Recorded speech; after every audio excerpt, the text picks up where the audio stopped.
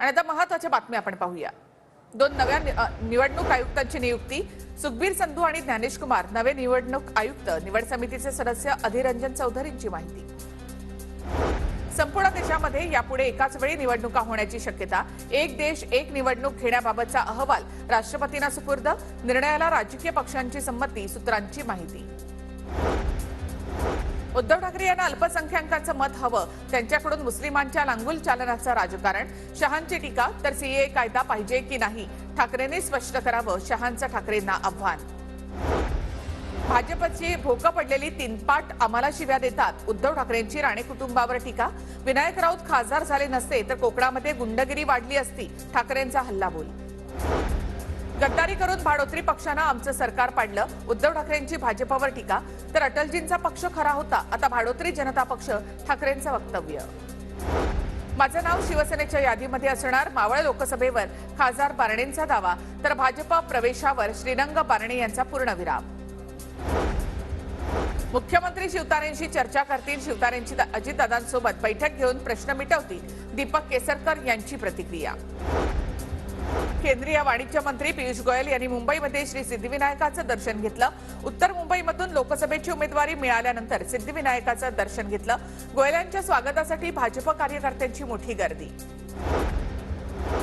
राहुल गांधींनी घेतलं त्र्यंबकेश्वर ज्योतिर्लिंगाचं दर्शन। नाशिक ढोल आदिवासींच्या पारंपरिक वेशामध्ये नृत्य सादर करत राहुल गांधींचं स्वागत। लोकसभेच्या जागा वाटपासंदर्भात उद्या महाविकास आघाडीची अंतिम बैठक। दक्षिण मुंबईतील ट्रायडंट हॉटेलमध्ये संध्याकाळी 5 वाजता बैठक। 48 मतदारसंघासाठी महाविकास आघाडीची यादी योग्य वेळी एकत्र जाहीर होणार, तर महाविकास आघाडीमध्ये कोणतेही मतभेद नाहीत, संजय राऊतांचं वक्तव्य। शिवसेनेचे 3 मंत्री केंद्रात जाण्याची शक्यता। संदीपान भुमरे, तानाजी सावंत, संजय राठोड लोकसभा लढवणार असल्याची सूत्रांची माहिती। देवेंद्र फडणवीसांनी गोपाळ शेट्टींची घरी जाऊन भेट घेतली। गोपाळ शेट्टींचं तिकीट कापल्यानंतर समजूत काढण्यासाठी फडणवीस यांच्याकडून गोपाळ शेट्टी यांची भेट। पद नसतानाही जनतेनं दाखवलेल्या प्रेमामुळे कृतज्ञ। उमेदवारी नाकारल्यानंतर जगदीश मुळीक यांची फेसबुक पोस्ट व्हायरल। भाजपने मुरलीधर मोहोळ यांना उमेदवारी जाहीर केल्यानंतर मुळीक यांची पोस्ट चर्चेत। महायुतीमध्ये भाजपला आणखी 4 जागा मिळतील। 20 जागा मिळाल्यात। 4 जागांची यादी 2 ते 3 दिवसामध्ये येऊ शकते, चंद्रकांत पाटलांचं वक्तव्य। भाजपकडून गडचिरोली आणि भंडारा गोंदियाची उमेदवारी जाहीर नाही।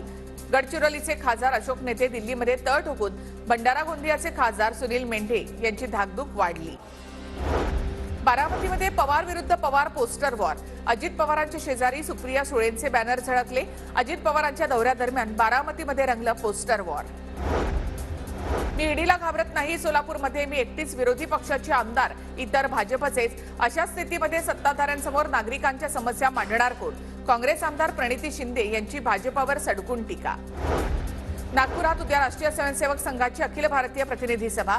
जेपी नड्डांसह देशभरातील 1529 प्रतिनिधी येणार। सरकार्यवाहकपदी होसबळे यांच्या फेरनिवडीची शक्यता। काँग्रेसची भारत जोडो न्याय यात्रा 16 आणि 17 मार्चला मुंबईत। काँग्रेस शिष्टमंडळाने मुंबई पोलीस आयुक्तांची भेट घेतली। पोलिसांसोबत यात्रेच्या नियोजनासंदर्भात चर्चा।